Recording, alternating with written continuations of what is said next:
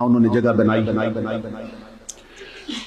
تو سٹیج سے آواز آنے لگی خطاب کی. میں نے کہا یہ کون خطاب کر رہے ہیں؟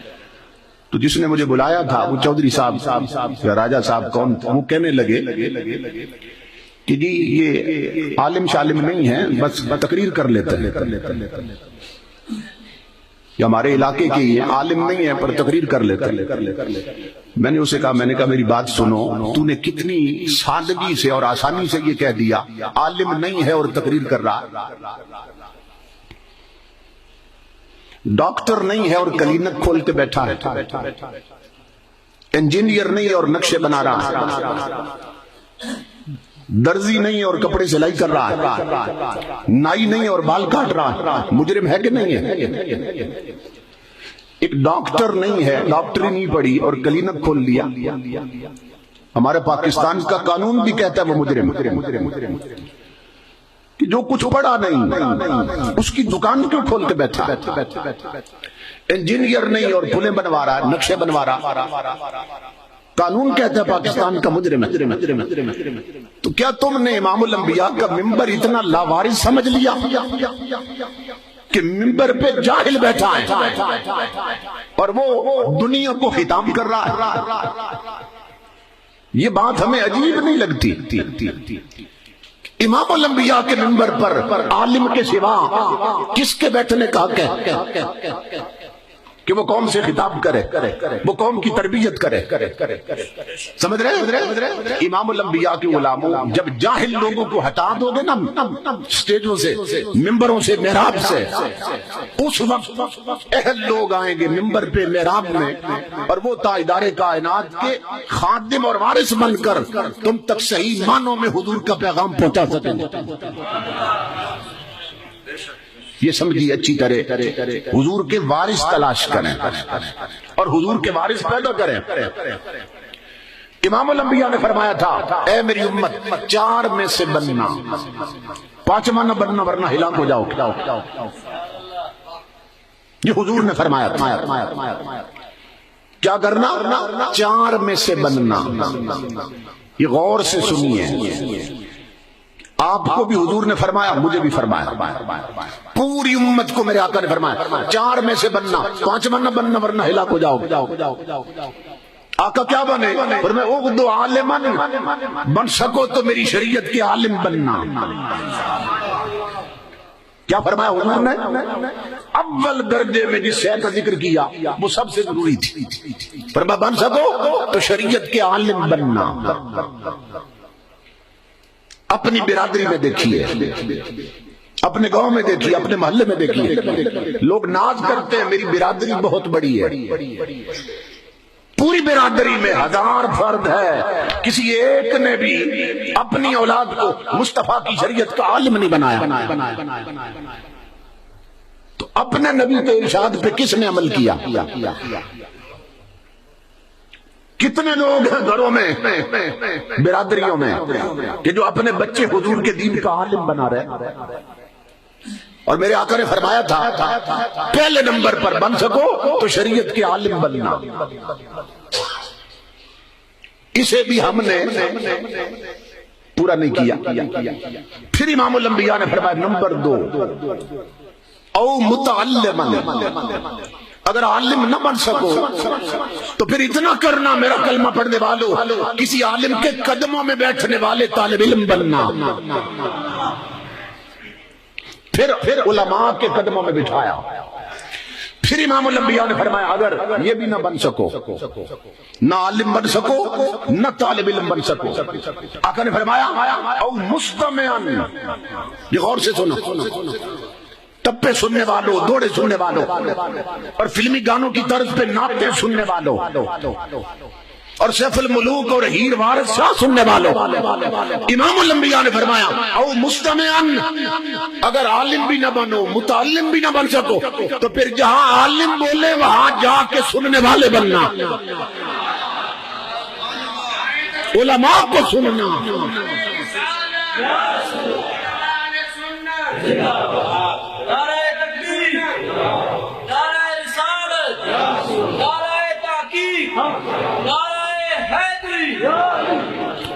فرمایا پھر علماء کو سننا. ہم تو نعت خوان بھی وہ پسند کرتے ہیں جو فلمی گانے کی طرز پہ نعت پڑھے. اپنے محلے سے عالم بنا کے نہیں سننا, ملتان سے میراثی بلا کے سن لینے, جو خطبہ بھی غلط پڑھتے ہیں. کراچی سے گویے بلا کے سن لینے ہیں جن کا لباس بھی خلاف شریعت ہوتا ہے, جو میک اپ کر کے اس طرح اسٹیجوں پہ حضور کی نعت خوانی کرتے ہیں جیسے کسی فلمی شو میں آئے ہوئے ہیں, جہازوں کے ٹکٹ بھیجے جاتے ہیں. امام الانبیاء نے فرمایا میرا کلمہ پڑھنے والوں, سننا تو علماء کو سننا, عالموں کو سننا, وہاں سے تمہیں میری وراثت ملے گی. جہاں عالم بولے وہاں جا کے سننے والے بننا. اور سب سے کم تر درجے میں امام الانبیاء نے یہ پیغام دیا, فرمایا او محبن, اگر عالم بھی نہ بن سکو, طالب علم بھی نہ بن سکو, علماء کو سننے والے بھی نہ بن سکو, پھر کم از کم اتنا کرنا جہاں رہنا شریعت کی علماء سے محبت کرنے والے بننا, اہل علم سے محبت کرنا, کیونکہ انہی سے حضور کی وراثت تقسیم ہوگی. امام الانبیاء نے صحابہ بیٹھے تھے, میرے آقا نے فرمایا صحابیوں میں دعا کرتا ہوں تم آمین کہنا. کالی کملی سے گورے گورے ہاتھ نکلے, صحابہ نے بھی ہاتھ اٹھائے. امام الانبیاء نے دعا مانگی, اللہم ارحم خلفائی, مولا میرے خلیفوں پہ اپنی رحمت اتار. کیا دعا مانگی؟ میرے خلیفوں پہ اپنی رحمت اتار. صحابہ نے آمین کہی اور ہاتھ پھیرے نا چہرہ اقدس پہ, تو صحابہ نے سوال کیا من خلفاؤ کا یا رسول اللہ, آقا آپ یہ بھی بتا دیجئے وہ خوش بخت آپ کے خلیفے کون ہیں جن کے لیے رحمت کی دعائیں ہو رہی. اب یہ سوچئے کہ جنہیں حضور نے اپنا خلیفہ فرمایا تھا نا, انہیں خلیفہ ماننے کو تیاری کوئی نہیں, اور جاہل خلیفے بن بیٹھے, ان پڑھ خلیفے بنے ہوئے. امام الانبیاء نے فرمایا میرے خلیفے وہ ہیں الذین یروون احادیثی ویعلمونها الناس. امام الانبیاء نے فرمایا میرے خلیفے وہ ہیں جو میری حدیثیں یاد کر کے میری امت کو ان کی تعلیم دیتے ہیں. تو کون خلیفے حضور کے؟ علماء, جہلاء نہیں, عالم جنہوں نے شریعت پڑھی ہے وہ حضور کے خلیفے ہیں. علماء کے قریب رہا کرو, اہل علم کے علماء کے قریب رہو گے نا تو یہ اس درخت کی طرح ہوتا ہے جس کے پھل پک چکے ہوں, صرف آپ نے جھٹکا دینا اور جھولی بھر جانی. علماء کے قریب نہ ہونے کی وجہ سے یہاں کتنا بڑا مجمع ہے, کوئی ایک بندہ مجھے اٹھ کے بتا دے کہ میں نے کسی عالم سے شریعت کے مطابق وضو کرنے کا طریقہ سیکھا, دیکھا دیکھی ہو رہا ہے نا, سیکھا تو کوئی نہیں, وضو کا طریقہ نہیں سیکھا. چونکہ سیکھا ہی نہیں ہے اسی لیے ہماری اکثریت وضو ہی غلط کرتی ہے, اس میں بے شمار خرابیاں, طلب ہی نہیں ہے شریعت سیکھنے. اور امام الانبیاء نے فرمایا من توضا فاحسن الوضوء, جس نے وضو کیا اور شریعت کے مطابق وضو کیا, اچھے طریقے سے وضو کیا, سمجھ کے ٹھہر کے, کوئی جگہ خشک نہ رہ جائے. امام الانبیاء فرماتے ہیں اس کو کیا اجر ملے گا؟ خرجت خطاياه من جسده حتى من تحت اظفاره. امام الانبیاء فرماتے ہیں جس نے شریعت کے مطابق وضو کیا وہ وضو کا پانی اس کے پورے جسم سے گناہ کھینچ لیتا ہے, اور اگر ناخنوں کے نیچے کوئی گناہ رہ جائے تو وضو کا پانی اسے بھی کھینچ لیتا ہے جس نے شریعت کے مطابق وضو کیا. اور ہم جب بیٹھتے ہیں نا وضو گاہ میں وضو کرنے کے لیے تو صرف اپنا نہیں کرتے, دوسروں کا بھی کروا دیتے. صورتحال یہ ہوتی ہے, مطلب وضو بھی نہیں سیکھا قوم نے اور کیا سیکھیں گے, کیونکہ طلب ہی کوئی نہیں, شریعت سیکھنے کی طلب ہی کوئی نہیں. آج بڑے بڑے چودھری, مہر ملک, راجے مہاراجے, بڑے بڑے جنرل, بریگیڈیئر, وزیر اپنی اولاد کو وراثت میں کاریں دے رہے ہیں. بنگلے دے رہے ہیں، پلاٹ دے رہے ہیں، بینک بیلنس دے رہے ہیں، مگر کتنے لوگ ہیں جو وراثت میں اپنی اولاد کو مصطفیٰ کی شریعت دے رہے ہیں؟ ڈگریاں تو بڑی بڑی لے رکھی ہیں ہمارے بچوں نے، بڑے فخر سے بوڑھے باپ بتاتے ہیں میرے 4 بچے، چاروں نے ماسٹر کی ڈگریاں لے رکھی ہیں۔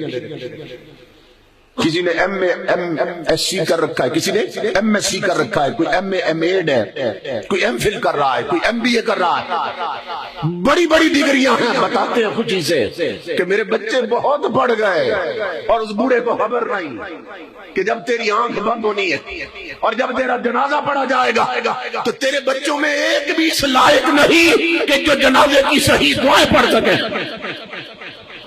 لعنت ہے ایسی تعلیم پر کہ 8 بچوں میں سے ایک بیٹا بھی اس لائق نہیں جس کو جنازے کی دعائیں آتی ہیں اور باپ کا جنازہ ٹھیک پڑھ سکے۔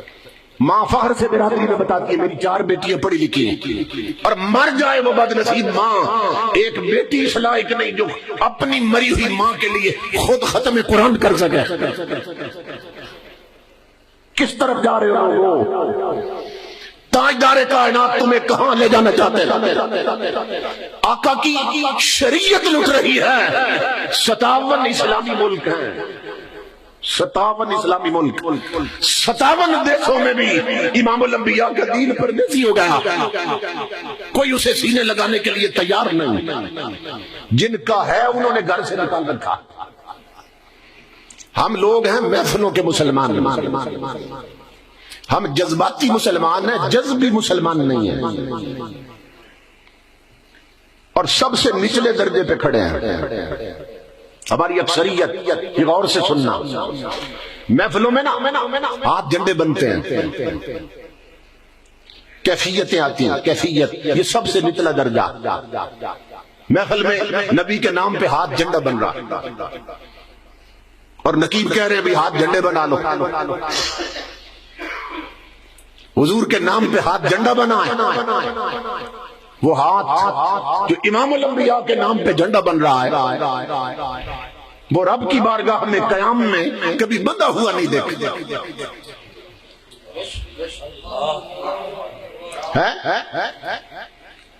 امام الانبیاء کے غلاموں جو ہاتھ مجلس میں نبی کے نام پہ جھنڈا بنے اور 5 وقت رب کی بارگاہ میں باندھے نہ جا سکے، وہ مومن کے ہاتھ نہیں، منافق کے ہاتھ۔ جو سر مجلسوں میں نبی کے نام پہ جھومے اور 5 وقت سجدے میں نہ جھک سکے، وہ منافقوں کے سر ہیں۔ ہماری اکثریت کو یہ تو یاد رہا کہ حضور اس دنیا میں کیسے آئے تھے، اور یہ بھول گئے کہ حضور اس دنیا میں کیوں آئے تھے۔ ہماری اکثریت یہ سننا چاہتی ہے کہ امام الانبیاء اس دنیا میں کیا کیا بن کے تشریف لائے تھے، مگر یہ بھول گئے کہ حضور ہمیں کیسا بنانا ہے، ویسا بنے نہیں جیسا رسول بنانا چاہتے تھے۔ تو محفلوں میں تھوڑی سی کیفیت بنتی ہے دل پہ نا، ایک ذوق، ایک کیفیت آتی ہے، لیکن وہ کیفیت پھر یہیں رہ جاتی ہے، گھر تک نہیں جاتی۔ اور یہ سب سے نچلا درجہ ہے جس پر ہم کھڑے ہیں کہ کیفیت مجلس میں جو بنی نا، جو ذہن بنا، جو دل پہ نرمی پیدا ہوئی، رحمت آئی، شریعت کی طرف طبیعت مائل ہوئی، تو یہ کیفیت ہے۔ 1 گھنٹہ خطاب سنا تو چلو شاید گھنٹہ رہ جائے، نہیں تو گھنٹے کے خطاب میں بھی کسی وقت آتی ہے وہ کیفیت، لیکن وہ کیفیت گھر تک نہیں جاتی۔ اور میں کہہ رہا ہوں کہ اگر وہ کیفیت گھر تک چلی جائے اور گھر کا ماحول بدلوا دے، جو محفل میں کیفیت وہ گھر تک پہنچے اور گھر کا ماحول بدل جائے کہ فلمیں بند ہو جائیں، ڈرامے ختم ہو جائیں، رومانٹک ناول جلا دیے جائیں، سیڈیز توڑ دی جائیں، چھتوں پہ لگی 2 ڈشیں جن پر غیرت، یورپ کی بے غیرتی کا ہر منظر دیکھا جا رہا ہے، اگر ان کا خاتمہ کر دیا جائے، اگر بہو بیٹیوں کے اترے ہوئے دوپٹے واپس سر پہ لائے جائیں، اگر بہو بیٹیاں ٹی وی پر ڈرامے تکنے سے ہٹا کر مسلوں پہ جھکا دی جائیں، اگر جوانوں کے ہاتھ میں کنجریوں کے رقص سے بھرے ہوئے کلپ والے موبائل نہ ہو، گنبد خضرا کی تصویریں ہوں، اگر گھر کے چار دیواری سے ہر وہ نقش مٹ جائے جو حضور کو پسند نہیں ہے، تو پھر مبارک ہو، آپ نے ترقی کر لی۔ یہ کیفیت نہ رہی، آپ کا حال بن گئی۔ ولی کہتے ہیں یہ دوسری سیڑھی ہے، بندہ پروموٹ ہوتا، ترقی کرتا، کیفیت بنتی ہے۔ اگر کیفیت گھر کا ماحول بدلوا دے، گھر تک چلی جائے، تو پھر یہ کیفیت نہیں رہتی، پھر اللہ اسے اگلی کرسی پہ بٹھا دیتا ہے جس کو حال کہتے ہیں۔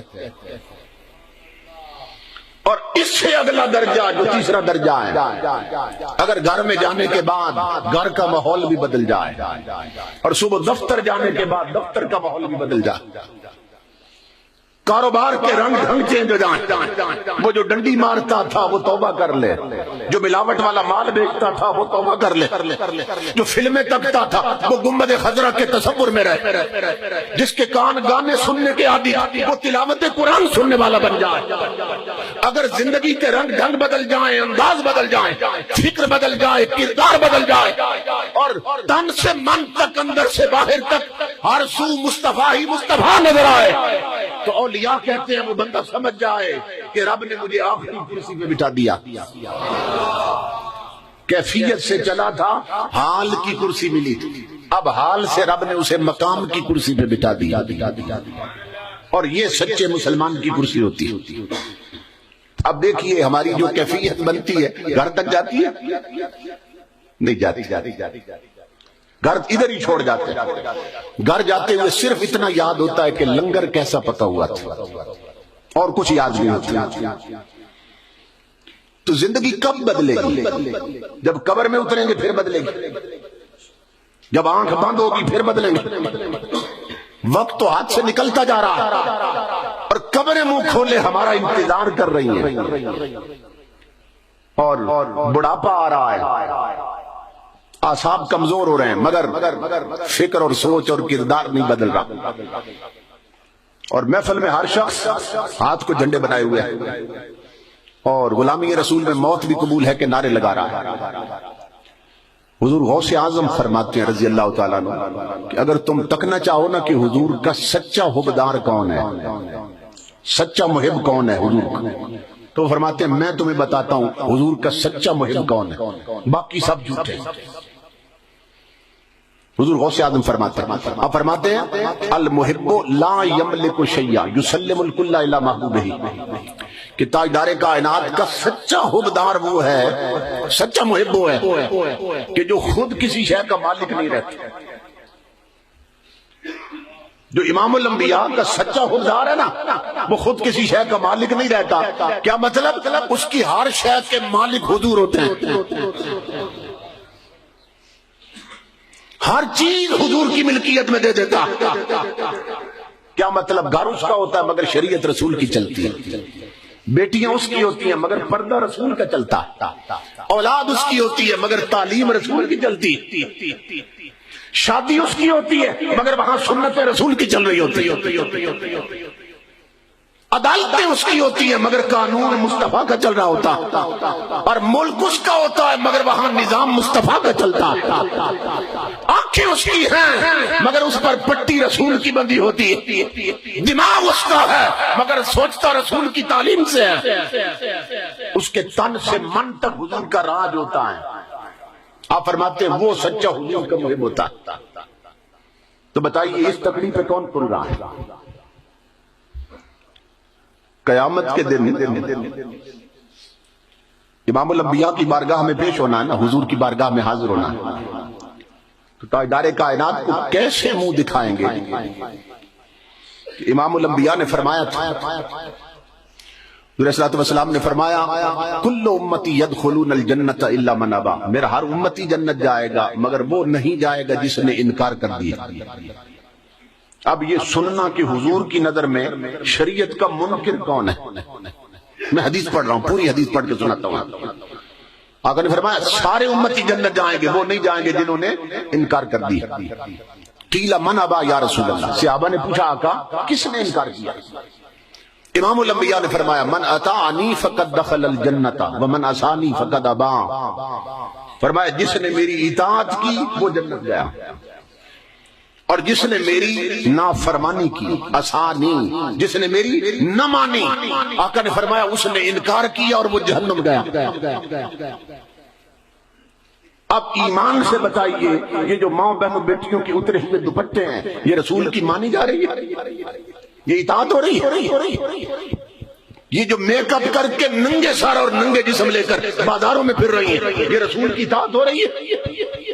یہ جو شادیوں پہ ڈول بجتے ہیں اور قدریوں کے ڈانس ہوتے ہیں اور ڈیک چلتے ہیں اور گانے لگتے ہیں، اور امام الانبیاء کی امت کی وہ بیٹیاں جو اونچی آواز میں قرآن نہیں پڑھ سکتی، وہ ڈولکی کی تھاپ پہ گانے گاتی ہیں، یہ رسول کی اطاعت ہو رہی ہے؟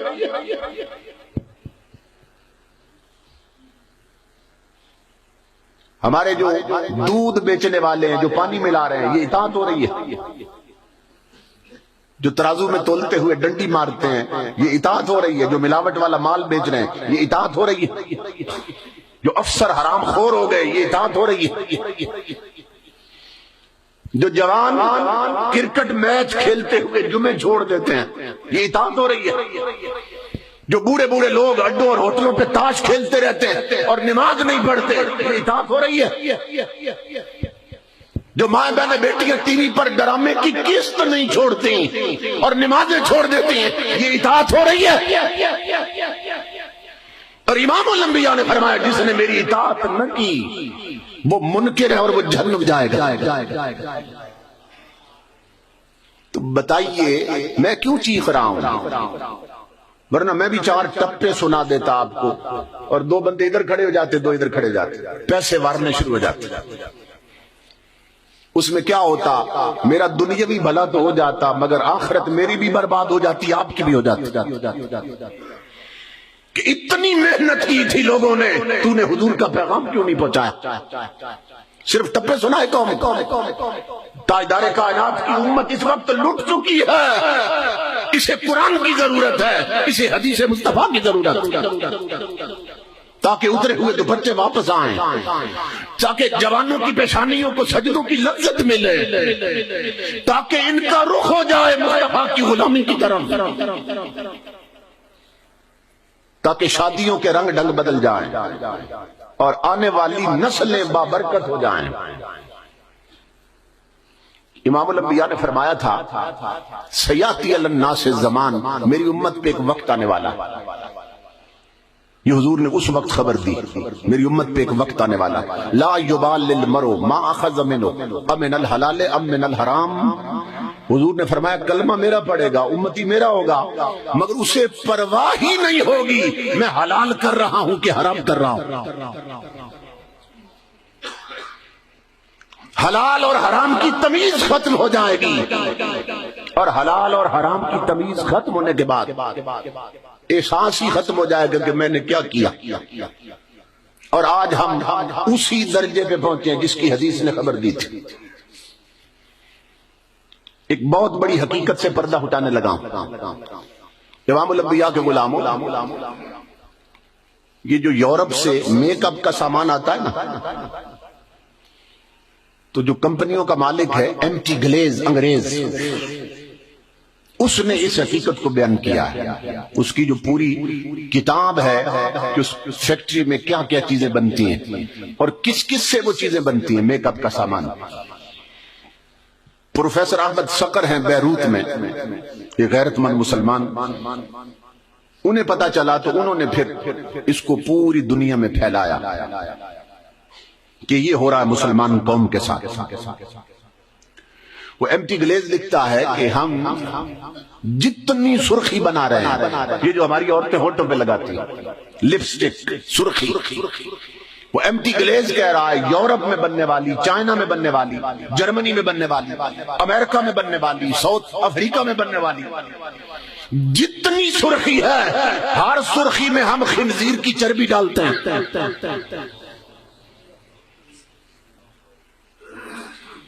اور اس نے وجہ بتائی کیوں ڈالتے ہیں۔ وہ کہتا ہے کہ باقی جتنے جانور ہیں نا ان کی بھی چربی ہوتی ہے، لیکن وہ ہم نے تجربہ کر کے دیکھا ہے کہ اگر لپسٹک میں سرخی میں ڈالے نا تو انسانی جسم کی جو حرارت ہوتی ہے، ٹیمپریچر ہوتا ہے، انسانی جسم ہر وقت تھوڑا تھوڑا گرم ہوتا ہے۔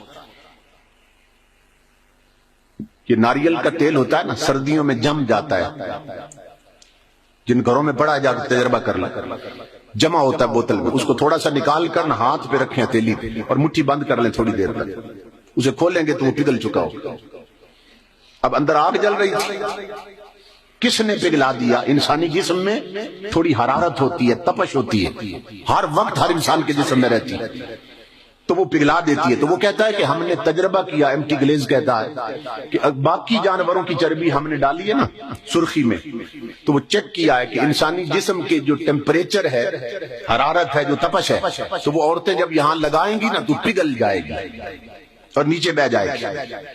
تو وہ کہتا ہے کہ ہم نے تجربہ کیا کہ خنزیر واحد وہ جانور ہے جس کی چربی انسانی جسم کی تپش پہ پگھلتی نہیں ہے، اس لیے ہم ہر سرخی میں ڈالتے ہیں۔ اب بات سمجھ آئی آپ؟ اور جن بہنوں کے بھائی اٹلی میں ہے نا، فرانس میں، یورپ میں، مختلف ملکوں میں، تو یہاں سے بہنیں فون کرتی ہیں بھائیوں، بیویاں فون کرتی ہیں خامدوں، کہتی ہیں ہمارے لیے میک اپ کٹ وہاں سے لانی، میک اپ کا سامان وہاں سے بھیجنا تم نے، اور وہ جہاں سے آ رہا ہے وہ بنانے والے بتا رہے ہیں کہ ہم ہر سرخی میں خنزیر کی چربی ڈالتے ہیں۔ اب عورتوں میں اسلامی جذبہ اتنا کہاں سے لاؤں؟ وہ تو آتی نہیں ہے تقریریں سننے کے لیے، ان تک تو رسول کا پیغام پہنچ نہیں رہا ہے۔ جس قوم کی بہو بیٹیوں نے یہاں خنزیر کی چربی مل رکھی ہو، ان کی جولیوں میں صلاح الدین ایوبی کہاں سے پیدا ہوں گے؟ ان کی جولیوں میں مجاہد کہاں سے آئیں گے؟ ان کی جولیوں میں مصطفیٰ کے دیوانے کہاں سے آئیں گے؟ جن ماؤں نے یہاں خنزیر کی چربی مل رکھی ہو، ان کی اٹھی ہوئی، ان کے اٹھے ہوئے ہاتھ اور ان کی مانگی ہوئی دعائیں قبول کیسے ہوگی؟ ایک یہ کھیل کھیلا جا رہا ہے ہماری نسلوں کے ساتھ، دوسرا یہ KFC ہے، یہ میکڈونلڈز ہے۔ پنڈی میں، بڑے بڑے شہروں میں یہودیوں کی کمپنی ہے جنہوں نے یہ بنا رکھے ہیں، وہاں سے برگر ملتے ہیں، برگر، اور ہمارے بچے کیوں لگا ہوتا ہے، قطار لگی، ٹوکن پہ برگر ملتے ہیں اور بہت مہنگا دیتے ہیں، اس میں چکن ڈالتے ہیں، مرغے کا گوشت، برگر، اس کے ساتھ پھر پیپسی بھی دیتے ہیں۔ پنڈی میں جو میکڈونلڈز بنا ہے نا، وہاں میں خود گیا، برمنگم کے ساتھ ہے، والسل انگلینڈ میں ایک شہر ہے، وہاں سے کچھ لوگ آئے تھے، ان کے بچے چونکہ عادی تھے وہاں کھانے، انہوں نے کہا جی ہم نے میکڈونلڈز پہ جانا ہے۔ میں نے کہا چلو میں بھی چلتا ہوں، میں ذرا پتہ تو کروں کہ وہاں جو برگر میں مرغے کا گوشت ڈال رہے ہیں، یہ مرغا آ کہاں سے رہا ہے۔ جب میں نے وہاں جا کے پوچھا تو جو مسلمان وہاں ملازم تھے نا، دو بندے ایسے آئے، انہوں نے بتایا، دیندار قسم کے آدمی، انہوں نے بتایا کہ ہم 6-10 سال سے یہاں ملازم ہیں مگر ہم نے کبھی کھایا نہیں برگر، کیوں؟ اس لیے کہ ہم جانتے ہیں یہ برگر میں جتنا چکن ہے یہ سب یورپ سے آ رہا ہے، انگریز بھیج رہے ہیں، اور انگریز تکبیر نہیں پڑھتے۔ میں نے وہاں ان کے ذبح خانے دیکھے ہیں، بڑی بڑی قطاریں لگی ہوتی ہیں مرغوں کی، کس کے ساتھ؟ تاریں بجلی کی ہیں، تاریں، ان کے ساتھ مرغے لٹکا دیتے، کرنٹ دے کے مارتے ہیں انہیں، اور اس کا گوشت برگر میں ہماری نسلوں کو کھلایا جا رہا ہے۔ جس پر تکبیر نہیں پڑی گئی، جو حرام ہے، وہ ہماری نسلوں کے خون اور گٹی میں اتار دیا گیا۔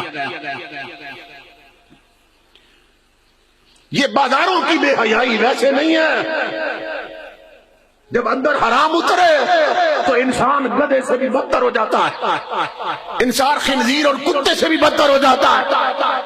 یہ جن کے دوپٹے اترے ہیں اور جو اپنی ماں بہنوں بیٹیوں کو اور بگمات بنا سنوار کر بازاروں میں لائے ہیں، ان کی خوراک ایسی ہو چکی ہے، ان میں شرم اور غیرت نام کی کوئی شے نہیں رہی۔ یہ صورتحال ہے۔ 15 صدیاں پہلے میرے آقا نے فرمایا تھا، امام الانبیاء نے فرمایا تھا، میری امت پہ وقت آنے والا ہے کہ اسے پرواہ ہی نہیں ہوگی حلال کر رہی ہے کہ حرام کر رہی ہے۔ امام الانبیاء کے غلام ہو، جب اندر حرام اتر گیا، یہاں حرام لگا رکھا ہے، کہاں کی دعائیں، کہاں کی نمازیں، کہاں کا خوف خدا، تو ان چیزوں پر توجہ کی ضرورت۔ مگر اس کے لیے کون آمادہ ہوگا؟ کس میں ہمت ہے کہ وہ اپنے گھر کو ان چیزوں سے پاک کر سکے؟ کیونکہ ہم تو بیگمات کے اندر ہے نا، ہم تو بیویوں کے نیچے لگے ہوئے ہیں۔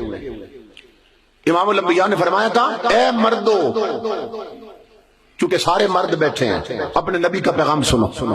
امام الانبیاء نے فرمایا تھا، اے مردو، اذا جاء امورکم الی نسائکم فبطن الارض خیر لکم من ظہرہا، کہ اگر تمہارے گھر کے معاملات عورتوں کے ہاتھ میں چلے جائیں اور سارے فیصلے عورتیں کرنے لگ جائیں تو آقا نے فرمایا تمہارے لیے زندہ رہنے سے مر جانا بہتر ہے۔ میں نے حدیث پڑھی حضور کی، فرمایا مردوں مردے نہ بننا، غیرت مند مرد بن کے رہنا۔ آج گھروں کے سارے معاملات عورتوں کے ہاتھ میں چلے گئے۔ بہو بیٹیوں کی شادی پہ رسمیں کون کون سی ہونی ہیں، یہ فیصلہ عورتیں کرتی ہیں۔ دلہن کا لہنگا کہاں سے خریدنا ہے، لباس کیسا ہونا چاہیے، میک اپ کس بیوٹی پارلر سے کرانا ہے، یہ فیصلے عورتیں کر رہی ہیں۔ اولاد کے رشتے کہاں کہاں کرنے ہیں، یہ فیصلہ بیگمات کرتے ہیں۔ بچوں نے کس کس فیشن کے کپڑے پہننے ہیں بیٹیوں نے، یہ فیصلے مائیں کر رہی ہیں۔ اور میرے آقا نے فرمایا اگر تمہارے معاملات عورتوں کے ہاتھ میں چلے جائیں تو مردوں تمہارے لیے پھر مر جانا بہتر۔ دل کے پھپولے جل اٹھے سینہ کے داغ سے، اس گھر کو آگ لگ گئی گھر کے چراغ سے۔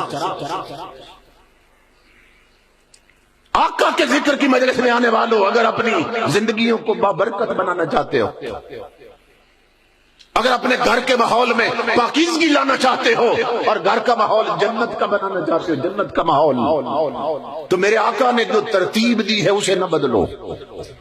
یہ سی ڈی تیار ہو رہی ہے، ہو سکتا ہے کئی میری مائیں بہنیں بیٹیاں سنیں، غور کریں جو میں کہنے لگا ہوں۔ اگر زندگی جنت بنانا چاہتے ہو اور جہنم کے ماحول سے نکلنا چاہتے ہو اور اپنی زندگیوں کو بابرکت کرنا چاہتے ہو تو جو امام الانبیاء نے ترتیب بنائی نا مرد عورت کے لیے، اس کو نہ بدلو۔ ہم نے ترتیب بدل دی۔ دیکھیے نا، ٹوپی سر کے لیے اور جرابیں پاؤں کے لیے ہوتی ہے۔ اب کوئی بندہ کہے میں ترتیب بدل دوں گا، جرابیں سر پہ پہنوں گا اور ٹوپی پاؤں میں، تو ہر کوئی کہے گا پاگل ہو گیا۔ ہم نے ترتیب ہی بدل دی۔ امام الانبیاء نے اور قرآن نے اور حدیث نے جو ترتیب